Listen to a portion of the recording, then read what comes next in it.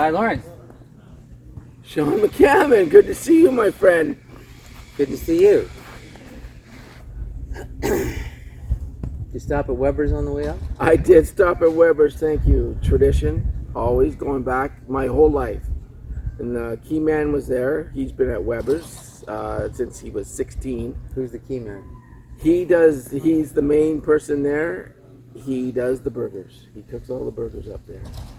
The same guy? Same guy since he was 16. He started there, and he's still there today. He's a teacher, and in the summers he would work there.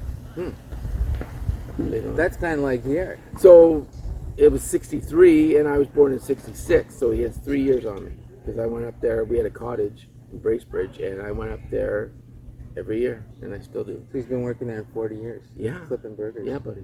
Yeah. Well, if you find a place where you feel that connection, better keep it going. Oh, I hear where you're going, man.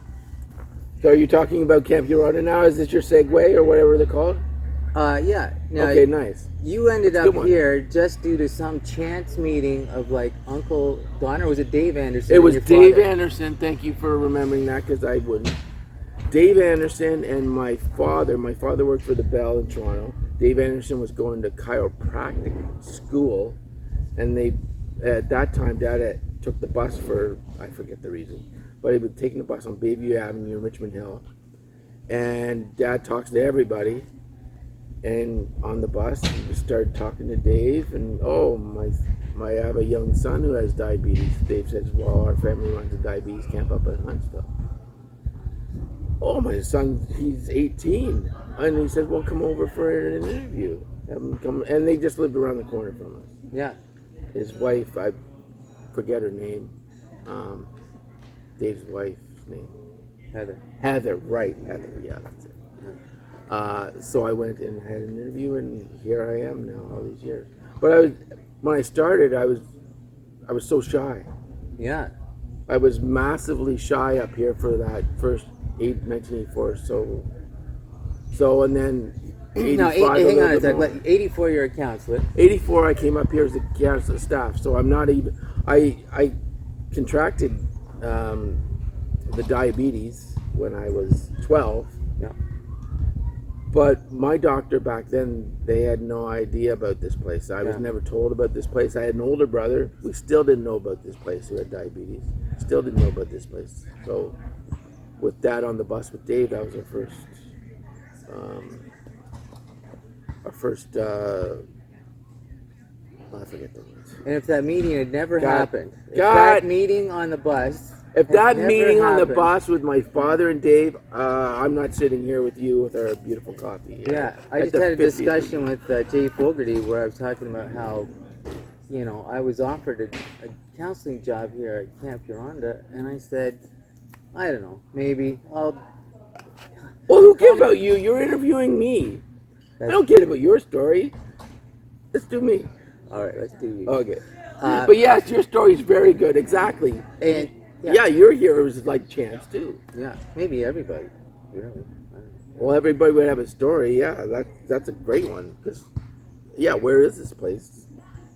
And I can't believe it existed. Yeah. And why wasn't I here as a camper? Why wasn't I here as a camper? That's right. Okay.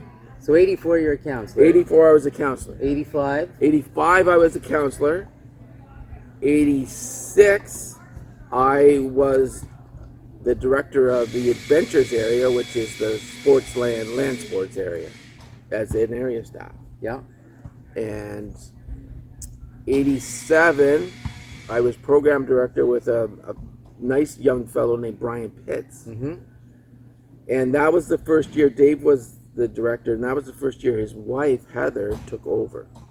In 87. In 87, that was her first year, and she had to deal with Todd and Brian. So I was coming out of my shell. I came out of my shell pretty quickly in 85. Yeah. With all the skits and all with the campers and your cabin group, I had to do skits. So that was excellent. That just skyrocketed. No, I showed up in 88. You were program director. Yes, with Marna Lee Morgan. Yeah, that was a fantastic duo. That was an amazing program duo. I enjoyed that duo very much. Each one I was a part of over the years. yes, we complemented each other fabulously. She had her own. She was very much with kind of the kids kind of program director, and she loved that part and doing things with the kids. Where I would take over with the creative part, Right. and run that, and the big showman kind of deal Yeah. was my kind of gig. Now, in '89, we didn't really hang out in '88, but '89. No, because that was your first year, right? Is that correct? That's right. In '89, I Right. showed up, and Heather said, "Oh, you're living in the swamp this summer." Right, When I of was course. Adventures. Because you were Adventures. Yes, of course. You were the land sports director. Yes. And talk to me about that cabin. Talk to me about the swamp itself. The swamp itself. Well, it has a reputation as well, but ladies have been in the swamp over the time. But the swamp, yeah, it was very good. It was It like used to be kind of like the testosterone alpha male center of Camp Huronda, right? Yes, you could say that. It was glorious. It was like a kind of like a sanctuary for us male staff. So there's just two in it. That was it. Just two. I stayed there with Brian Pitts when we did program, and when I was Ventures, I stayed with Brian too. And so that was 88. Who was 88 with me then? Because I was in the swamp then. So I was in the swamp since Jeff 86. McNamara or Maybe Paul Irvin. Paul Irvin. Maybe Paul Irvin. Maybe he was boating or something. Yeah. It might have been Paul Irvin, and then yourself in '89. But yes, exactly. So yeah, just the stories, but you're feeding off each other and just the energy, and it was good. It was good to have that kind of kinship after a hard day, because you're going the full day. You're not even a rest hour. You're not. You're still, planning everything, running around, setting up things, getting props, getting costumes, and there's always something to do. Yeah. Some people consider like a camp job not to be a real job. Like you're like parents sometimes tell their children who are working here, when are you going to get a real job? And what the hell is the answer to that? The answer is like, this is the most real job you could have ever. Right. Yes, because we were on, like, you go to bed. You go to bed, maybe you fall asleep at 1, and then you're up maybe at 7. Maybe 7. I think we were up with the skilly ring. Well, yeah, we were up because of the swamp. Yeah, because we didn't have a cabin group then. But if you're a counselor, you're up. Yeah. You're up quite early, and you're doing your needles and just your whole group prep. And if you have older or younger, depending on your time, was the wake up call from the night nurse. So everything changed. And so you think you were kind of an introvert when you showed up, and then things changed. Were you talking to Scott Weatherall? Because he just gave me that spiel. Introvert, and you leave as an extrovert. What do you think of that? There's some of that. That's what he's saying. Is it just that maybe it was just all in you from the start, right? It was in there somewhere, just ready to burst out, and boy did it ever burst out. Yeah, and I have to say, Right. like, you were a very good example for me at an awkward time in my life, that you could just be yourself in the world, and the world would be okay with that, right? Yeah, for sure, and even over here at outdoor breakfast, it's the same darn thing. My ego just took right over, because up here now, it's non-denominational, and there's no religious kind of vibe at the camp, which is great, and that's fine. So you can't say the word God. So over here with this group around, and we're just laughing and talking it up, and I said, well, you know what? Let's just change it to Todd. Yeah. So they were changing everything. So in Todd we trust, and the songs some of the songs have God in it. Yeah. So I said, just change your songs to Todd. Jesus. Yeah. So that's the ego, but that's when you step on this property. You come back. This weekend, everyone's thinking, oh yeah, I'm so young. But then you're walking, and you have to take a moment, because I did a little shtick song at the campfire there, and back in the day, as the kids say, I could just run around. But last night I kind of took breaks. Didn't need them. I had a nap yesterday. Yeah, good. Yeah, perfect. In the middle of the day. Because it was a full day. It was a full day, and we're not used to that back home. No. But up here, it's camp. It's great. And we're on the whole time. Yeah. Because there's so many people around, and that's what they expect of us up here. I remember you, and I remember that, and you're trying to live up to that expectations coming up here for the weekend. Yeah. And even your close buddies, too. Who are your best friends in the world? Well, probably yourself, and your wife. Oh, I forget her name. Kelly. Kelly, yes, thank you. And Brian Pitts, who was at Adventures in program with me, and Marna Morgan. She was program with me for the 2 years. And then I have a few others, but yeah. But when you think about Like growing the up, best, I have a couple others, but yeah, like but thinking about the friends in your life, you're not just naming like your best camp friends. Like these are our best friends life that have friends. gone on, because look at how many years we've been out of this place. Yeah. So yes, absolutely. Besides your family and your cousins and stuff, and then you have a few friends scattered around here and there, but yeah, these Camp is the core. It's a common bond that we all share. Yeah. It's like a family. And we're all here. Yeah. So we wrote that song, and you and I, and apparently Marion Phillips has a credit on it too, because she was in the office when we wrote that. Marion Phillips? She was in the office, and she would, I don't know if she was doing CITs or why she was there, but she wants credit on the song when we were writing down stuff like that with the bus and the big yellow bus. And there's no royalties, right? Like, I guess not, but you're giving the CDs out. But yeah, she's listed on it. But she couldn't make it. She was like, I don't know where she is. Michelle Spring knows where she is from. Michelle Spring Carter knows where she is. What do you think about the camp these days? I think it's fabulous. I understand all the changes that are going on. If you're, like, we come up here and we can see all the changes, but if you're a staff or a camper like we once were, coming in new, that's all you know. Yeah. That's all you know. You didn't know, like, things that we had in the buildings that were here and the programs we did that are no longer existing.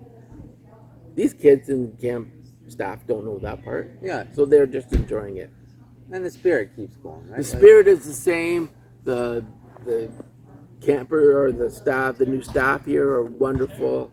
That's kind of the same, and you can see some of our old staff. Mm-hmm. Oh, well, you're kind of like you're a Marna. I can see you as a Marna in there. Oh, that guy's kind of like a Brian. Okay, that kind of thing, or that kind of, mannerisms from different staff members that you've come across. You know what William Anderson's biggest disappointment was in this place now?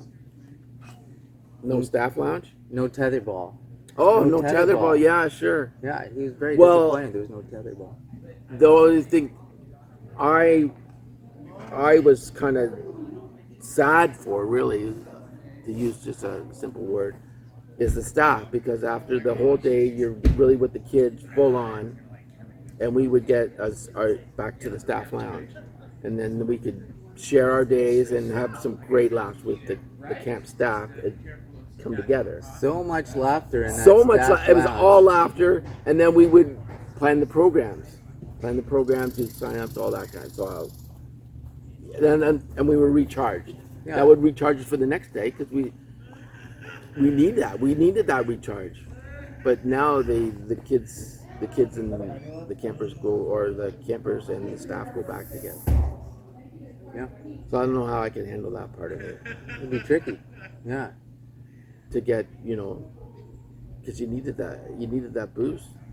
One time there was a meeting in Toronto to talk about buildings at the camp or something and changes, and they wanted us to put tax on sacred places around camp. And people were putting them on the Native Village and I don't know, the Hill. And I stuck all my tax in the staff lounge. Yeah, you know what? Yes, exactly. And you know what? Also, there's just spots around camp, like certain under a tree kind of somewhere too. Like there's a lot of places that have nothing to do with buildings. Yeah. And you know what? There's a few places with the view. The view takes you back, and you remember all these stories and certain things. You kind of remember like over the tetherball here over the MPS. You remember memories from that with certain kids playing road hockey. Like they're James and Tad right now. When I think road hockey, I think James and Tad when I was running the area. Yeah. And I think Facey, and he was singing Faith on his guitar in the staff lounge. You gotta have faith whenever that comes on. There's no way he's getting that bench through that. He can do it. It's Spaceman. There he goes. Come on. There he goes. Well, yeah. But yeah, certain songs come on the radio. You think of camp. Yeah. I remember camp. Yeah. That's a camp song. Like when you hear the other day I'm at a bear. Yeah, when that comes on the radio. Yeah, that comes on the radio, and Brown take Squirrel. Me right back. Brown Squirrel comes on the oldies radio. Yeah. But yeah, like I learned those songs here, like on the hill. One Tin Soldier I learned on the hill. Signs. Yeah, I learned. Should have played that last night. I yelled it at the fire. Did you? But what are you gonna do? Makes sense. All that kind of thing. So I thought it was fantastic. Like those kind of songs, you think that's camp. Yeah, exactly, Mr. Faceman. Thank you. Yeah. All that kind of, all those memories are always with you, and certain, just certain faces come up, in your everyday life that we're away from this land. There's always something that comes up. I don't know. Probably once a day, I'm sure there's something that comes up that reminds you of somebody somewhere. Yeah, and people have a love-hate relationship with Facebook, but Facebook, people put up pictures, you see what they're doing now. I think that's pretty good.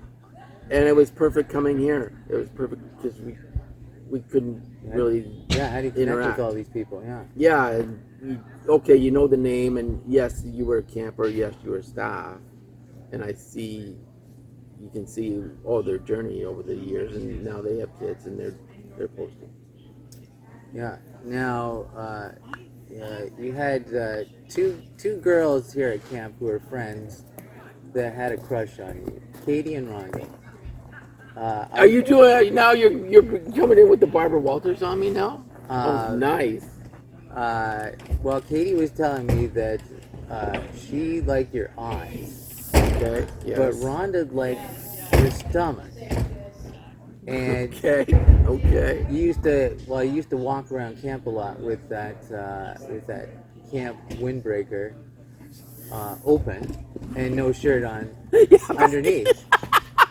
Yeah, when you could do that. Yeah, it's shunned upon now probably. But okay, yes, I get that. Yes, Rhonda Sowers and Katie Place. Yeah. Yes, and Kate was here yesterday. Rhonda unfortunately passed away due to diabetes complications a few years back. And yesterday, Katie brought these beautiful stones, and they were painted stones and shellacked over, and they were in shapes of hearts. So there's a beautiful spot now that they've just put up for a memorial for, sadly, the people from camp who passed on. So Katie and I, because my whole thing when we heard about this reenactment, or sorry, the 50th, I go, oh, that's wonderful, because I have a couple of pictures from our past with the three of us together. Mm-hmm. So I'm thinking, oh, I'll get an updated picture of that for sure when this 50th comes about, because it's been going on for years that we're going to have 50th. So, oh, great, I need to make sure that they're coming up, and we'll do this picture, and I'll just love that. So I just found out within the last half year, maybe, that from Kate, that Rhonda did pass away. So Kate brought these stones with her so that we could put around the area down there, beautiful spot by the lake, to remember Rhonda. So now the memorial's up, so this is what we did yesterday.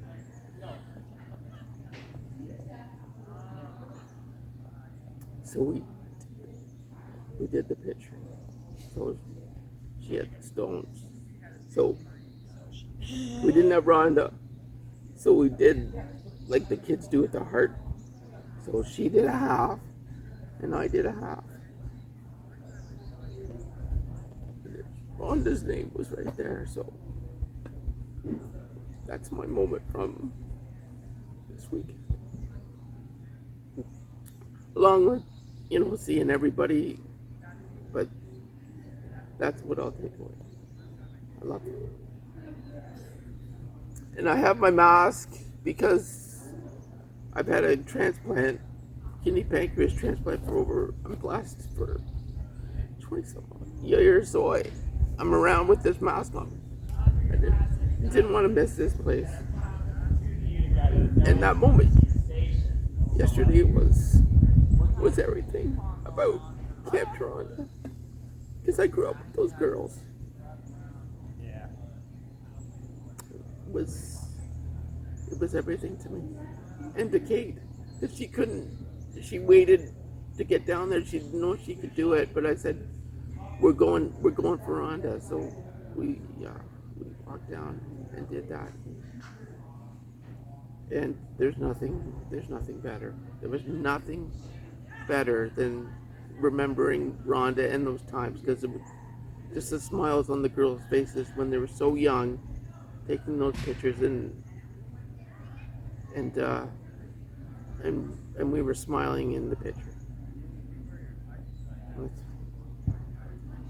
That's what Huron is all about. Special little place on the edge of a lake.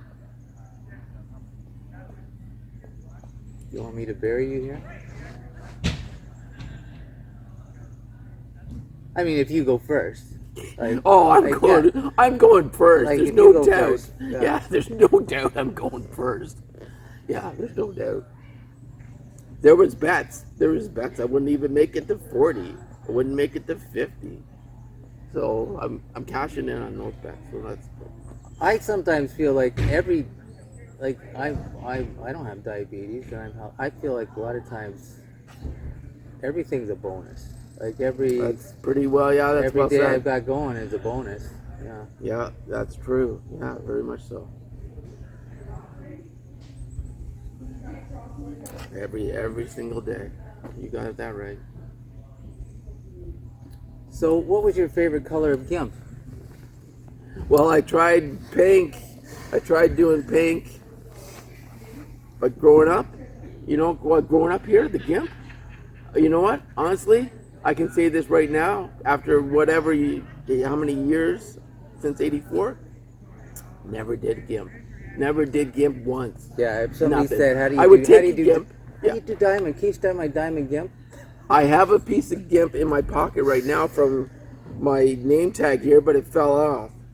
So be it. All right, buddy. Do you want to do anything about the totem pole? We mentioned the totem pole? No. Because you want me to get it right? You want me to, the totem pole that was dedicated to my mother, and now it's not here? No. Can we do that? No. That's good. That's good TV. We want to rate Toddy. Let's go on. Peace out. Thank you for the interview. Peace out, Johnny. Well done. You want a hug? No. No, I'm not allowed to hug. All right. I had COVID a month ago. I'm probably as immune as... Yeah. I tried to do my best here. I did hug, but I was trying to have my mask on. But I was never... If I was inside buildings, I always had the mask on, but there's hugging around. So I think I was very proud of how I dealt with it up here. Even though I smashed my leg here on fishing tables. Very nice, thank you. Thank you. Okay, thank you.